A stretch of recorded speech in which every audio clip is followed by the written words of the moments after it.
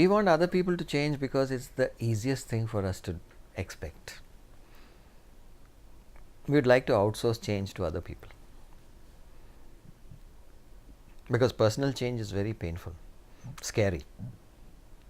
So the easiest thing for us to do is to say, you change. It's always very, very simple to tell somebody else to do something. You're shifting accountability to the other person. Because deep down, you're involved in this huge struggle to protect yourself from threat. So the minute there is even a remote sense of threat to your internal self, you try to push it out and put the onus on somebody else. I'm all right. You are the one who has to change. In transactional analysis parlance, you'd say, I'm okay, you're not okay. Nothing wrong with me. You're the one who has to change. So that's how we very naturally kind of gravitate towards telling somebody to do something. Parents do that all the time with their children. Do this, don't do that. But my dear friend, are you doing what you're asking other people to do? One guaranteed way to lose personal credibility is to ask somebody else to do something which you do not do yourself.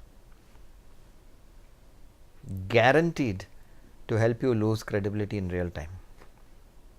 Because the minute you are asking somebody to say or do something which you don't do, that person may not say anything. That's covert behavior. He's thinking in his mind, aha, you're telling me to do something which you don't do yourself. So what kind of a person are you? You say one thing and you do another. I don't respect you. So I think all of us need to reflect on this. I don't think we can change the world.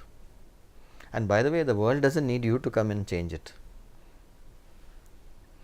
The world has existed long before you and has done very well without you. Thank you very much. And the world will do even better without you. Thank you very much again. And it's going to continue to exist long after you have left your miserable little life behind. The world will do quite well without you. So let's not have delusions of grandeur about how we can change the world. Changing ourselves is a full-time job. And even there we fall down all the time. If we want to have even a semblance of influence over other people, we have got to go within ourselves and clean up the mess inside ourselves. Only then we can have even a small amount of hope that somebody else will get something out of our lives. Let's not try to motivate someone. There is some chance that somebody will get inspired by who we are and what we do if we have demonstrated personal change within ourselves. That's how we can inspire somebody else. Let's not try and say you change or she changes or they change.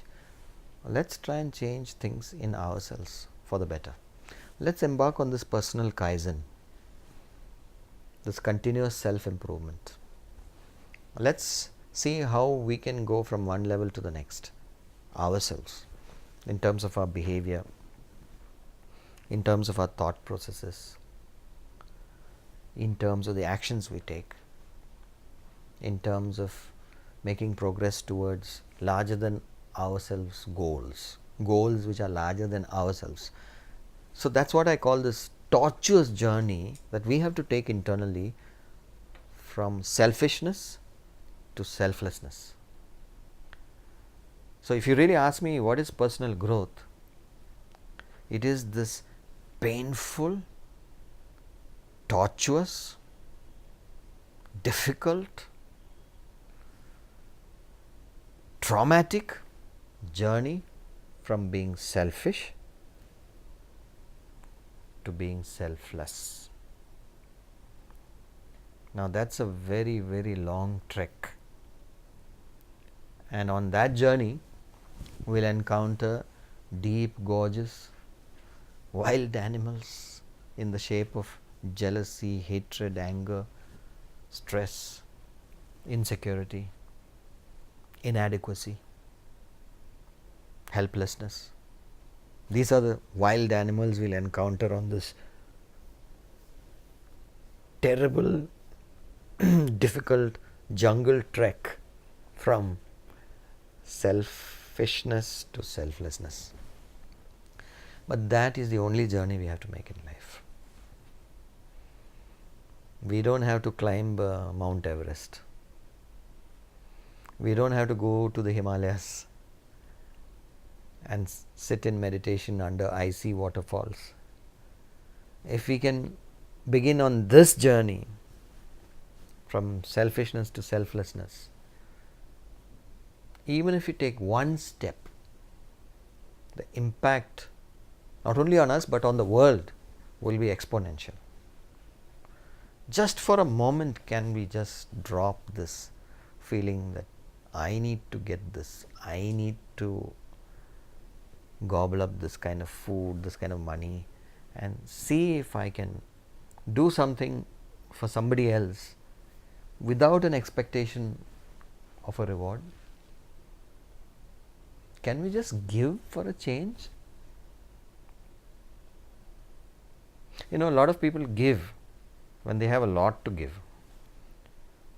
Somebody who's got millions and millions of dollars salves his conscience by donating a few $100,000. That's wonderful. That's philanthropy. That's great. But the real value of giving comes when you give without having anything for yourself.